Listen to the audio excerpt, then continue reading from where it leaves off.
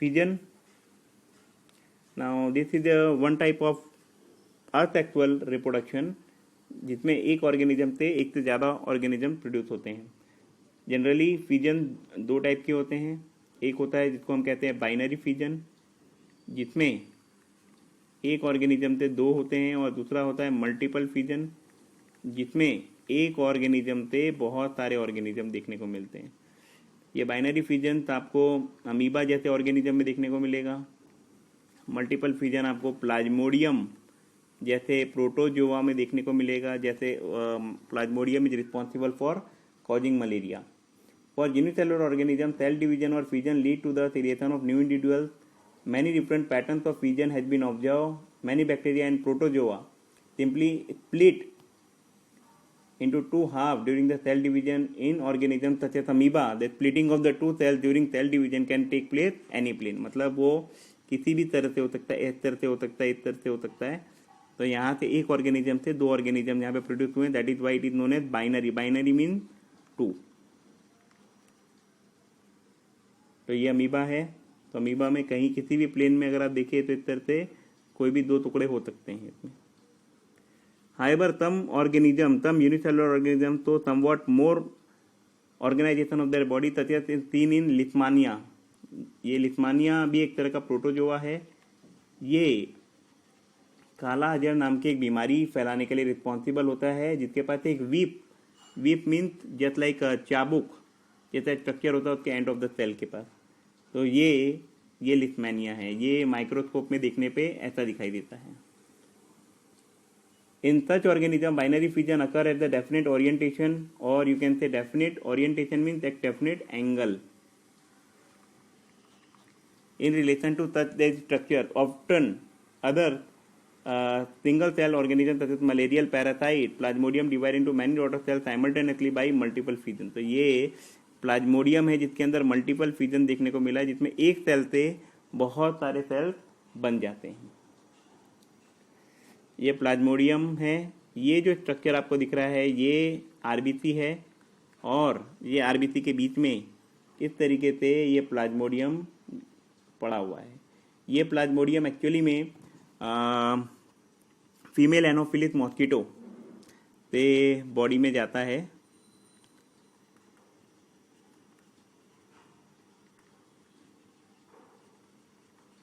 और ये जो प्लाज्मोडियम है, ये प्लाज्मोडियम एक्चुअली में आरबीसी के अंदर है जैसा आपको दिखाई दे रहा है.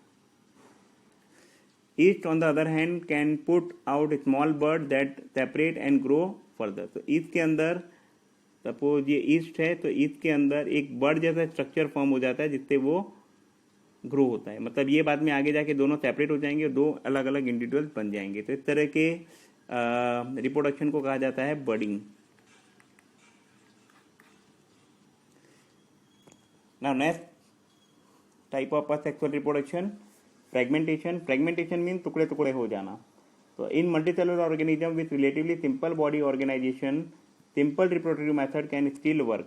जैसा कि स्पायरोगायरा एक एल्गी है, और इस एल्गी के अंदर यानी एक ग्रीन एल्गी है और यूकैरियोटिक है, यानी बैक्टीरिया की तरह प्रिमिटिव नहीं है, यूकैरियोटिक है, यानी इसके पास वेल डिफाइंड न्यूक्लियस होता है.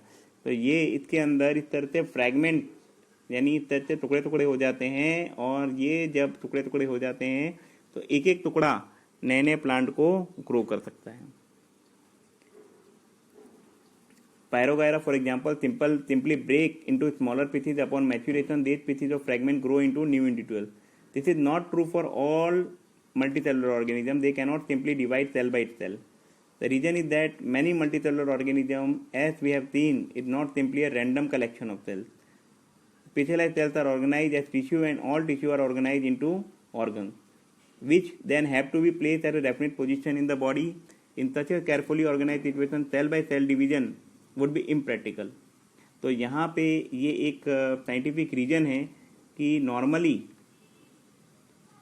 Y multi cellular organism do not show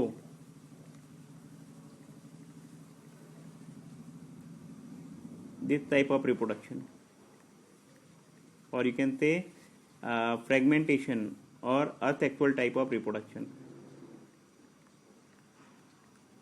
तो इसलिए वो नहीं दिखाते हैं क्योंकि उनके अंदर वेल ऑर्गेनाइज कॉम्प्लेक्स सिस्टम होता है जिसमें tissue level, organ system level तक होता है डेवलपमेंट, और हर एक जो स्पेशलाइज टिश्यू या सेल्स होते हैं वो इस तरह का रिप्रोडक्शन नहीं करते हैं, क्योंकि अगर वो ऐसा करेंगे तो उनमें फिर उसी स्पेशलाइज टाइप के सेल्स ही बन पाएंगे, इनके जो बेसिक सेल्स हैं वो नहीं बन पाएंगे। तो इसलिए ये इम्प्रैक्टिकल है। Multicellular organism therefore need to use more complex way of reproduction. A basic strategy used in the multicellular organism is that different cells perform different specialized functions. Following this general pattern, reproduction in such organism is also a function of a special cell type. How is the reproduction can be achieved from a single cell type if that organism itself consists of many cell type? मतलब एक ही जो organism है उसमें जो single type है उसके अंदर कैसा रिप्रोडक्शन देखने को मिलेगा जिसके अंदर अलग अलग तरह के सेल्स होते हैं। The answer is that there must be a single cell type of the organism that is capable of growing, proliferating यानी developing and making other cell type under the right circumstances। यानी उसके अगर सारे के सारे sales एक जैसे ही हो तो उनके अंदर इस तरह का रिप्रोडक्शन देखा जा सकता है। Next reproduction that is also a sexual type, regeneration। Many fully differentiated organisms have the ability to give rise to new individual organisms from their body parts. That is, if the individual is somehow cut or broken down into many pieces, many of these pieces grow into separate individuals. For example, animals like Hydra and Planaria। तो इस organism के अंदर ये planaria है जो एक प्लेटाई helminth, जैसा आपने लास्ट ईयर पढ़ा था, प्लेटाई हेलमिंथ मीन फ्लैट वॉर्म।